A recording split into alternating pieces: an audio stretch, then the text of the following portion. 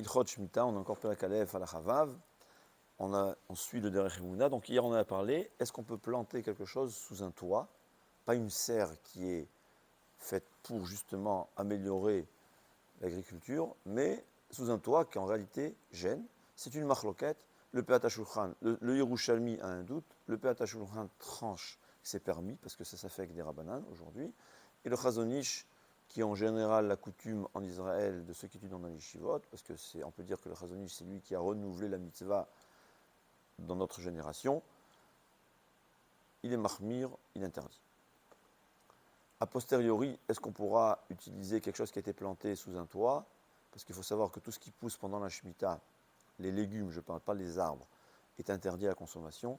Quelqu'un qui dit je compte sur le Peat HaShulchan, peut-être que ce sera permis. Il faut demander à son rave. Il y a qui interdisent, il y a qui permettent. C'est-à-dire, il y a qui permettent même de planter, il y a qui disent même si on va s'interdire de planter, mais une fois que ça a été fait, on pourra en consommer parce que celui qui a planté, il a compté sur les rabbanim qui permettent. Et il y a que même ça ne veulent pas utiliser, à chacun de suivre son rave.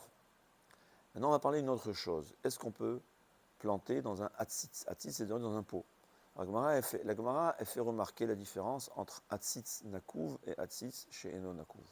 C'est-à-dire un pot où il y a un trou, que puisqu'il y a un trou suffisamment large, il faut au moins l'épaisseur d'une olive. C'est quoi une olive? Alors, on va prendre, comme on n'est pas au courant, on va prendre l'olive la plus petite. Donc, s'il y a un trou, il n'y a pas de trou, ou bien un trou moins de la largeur d'une olive, ça s'appelle un pot hatzitz chez Eno nakouv.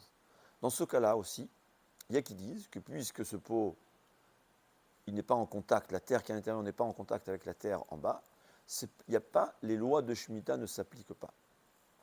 C'est possible qu'il y ait qui permettent, ce n'est pas écrit nulle part quelle est la halacha dans ce cas-là. C'est-à-dire, on parle de Hatzitz Shenonakou au sujet d'autres halachot, que Midera Banan, c'est oui considéré comme étant attaché à la terre, mais c'est au sujet de Shvi'it, il y a un doute. Donc dit le Chazon Ish, si on va utiliser un Hatzitz chez Enonakou, un pot qui n'a pas de trou, on va l'utiliser sous un toit, ça fait Sfek Sfeka, on aura le droit de planter quelque chose dans un pot qui est sous un toit, à condition qu'il n'y ait pas de trou. Parce que dès qu'il y a un trou sous le pot, donc on considère que la terre est en contact avec la terre en dessous, et là, ça sera interdit.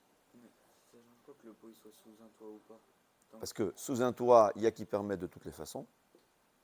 Le pot qui n'est pas sous un toit, on voit que c'est un doute.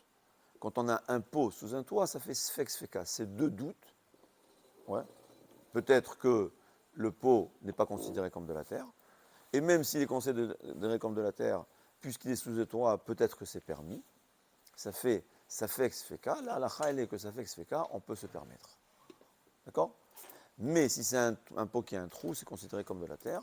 Mieux encore, dit le Chazon Ish, et comme ça la majorité des poskim que j'ai vus, en tout cas, je n'ai pas vu quelqu'un qui n'est pas d'accord, mais peut-être, on ne sait jamais, mais en tout cas, ce qu'on a devant nous, que si une partie du feuillage dépasse le pot, alors le feuillage est en contact avec la terre qui est en dessous, donc il aura un digne de Hatzitz Nakouv, et ça sera, on ne pourra pas se permettre a priori de le planter, de s'en occuper, même si c'est sous un toit.